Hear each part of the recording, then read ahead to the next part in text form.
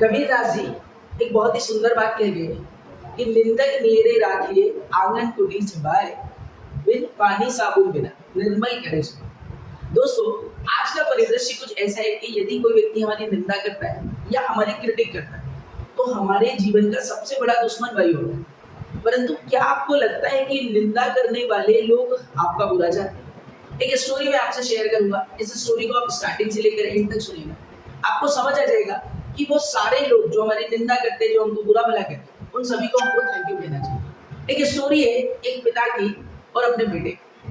होता क्या है फ्रेंड्स, एक पिता जो है वो मूर्तिकार होता है और वो मूर्तियां बनाता है। क्योंकि आप जानते हैं कि ये फर्स्ट जनरेशन बिजनेस था, तो वो धीरे धीरे अपने बिजनेस को ग्रो करता है। कुछ लोग उसके पास आते हैं मूर्तियां खरीदने, इस तरह से वो अपना सामान्य जीवन व्यतीत करता रहता है। उसी समय उनका बच्चा बड़ा होता है, ओके, और साथ ही साथ वो पिता का हाथ बटाने लगता है। अब क्या हुआ कि पिता का बिजनेस थोड़ा थोड़ा ग्रो करने लगता है। क्यों? क्योंकि बच्चा उसके काम में उसकी मदद करने लगा था। जैसे मूर्तियां बनती है तो भाई वो पॉलिश कर देता, वो उसको पेंटिंग कर देता, वो उनको तराश देता। इस तरह से वो भी अपने पिता के साथ काम करने लगा। अब धीरे धीरे जैसे जैसे बच्चा बड़ा हो रहा था, वो अपने पिता के हुनर को, अपने पिता की क्वालिटी को सीखने लगा और कुछ समय बाद वो भी एक मूर्तिकार बन गया और उसने भी मूर्तियां बनाना शुरू कर दिया।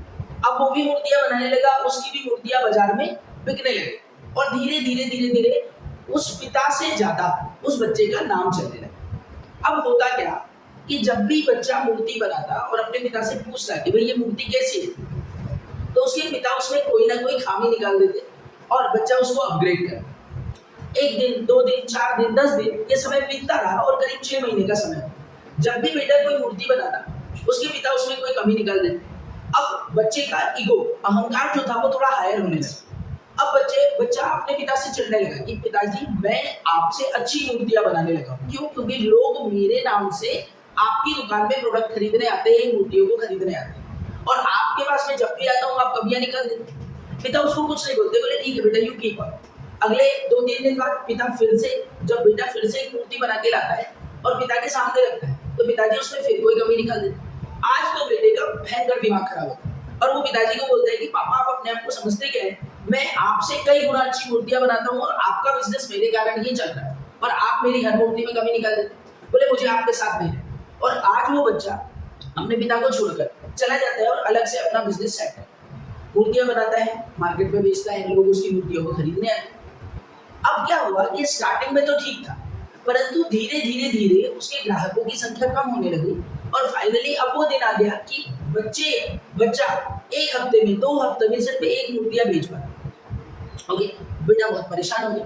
अब वो अपने पिता के पास जाता है और पिताजी को अपनी प्रॉब्लम बताता है कि पिताजी, मैं पहले से कई गुना बेहतर मूर्ति बनाता हूँ, परंतु फिर भी मेरे पास ग्राहकों की संख्या कम होती जा रही है। इसका कारण क्या है? तो पिता उसको कहते हैं कि बेटा, मैं आपको नहीं बताऊंगा इसका कारण क्या है, अगर आप थोड़ा सा मंथन करेंगे तो आपको इसका जवाब मिलेगा।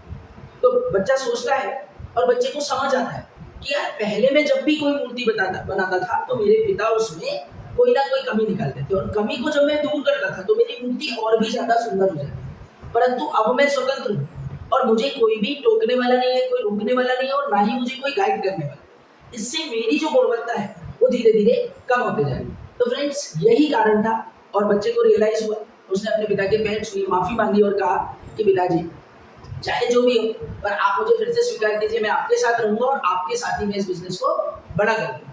बच्चा आता है, अगले दिन से पिता और बेटा साथ में काम शुरू करते हैं, उनका बिजनेस जो है वो 10 गुना बढ़ जाता है। तो दोस्तों, ये स्टोरी एक मॉरल स्टोरी है जो हमको लाइफ में ये सिखाती है कि अगर कोई आपकी निंदा कर रहा है तो निंदा भी अगर कर रहा है तो वो आपके भले के लिए कर रहा है, कोई बात नहीं। यदि वो आपकी निंदा कर रहा है, उसको थैंक यू बोलिए, और अगर आपको उस पर अमल नहीं करना है तो आप उस पर अमल मत करिए, पर सामने वाले को आप गलत नहीं ठहराइए और ना ही उसको बुरा कहिए। क्यों? क्योंकि वो आपकी गुणवत्ता को और बेहतर बनाने के लिए ही आपको कोई क्रिटिक दे रहा है या निंदा कर रहा है। तो कभी भी किसी क्रिटिक देने वाले व्यक्ति को नेगेटिव ना ले और उसका थैंक यू, धन्यवाद अदा करें।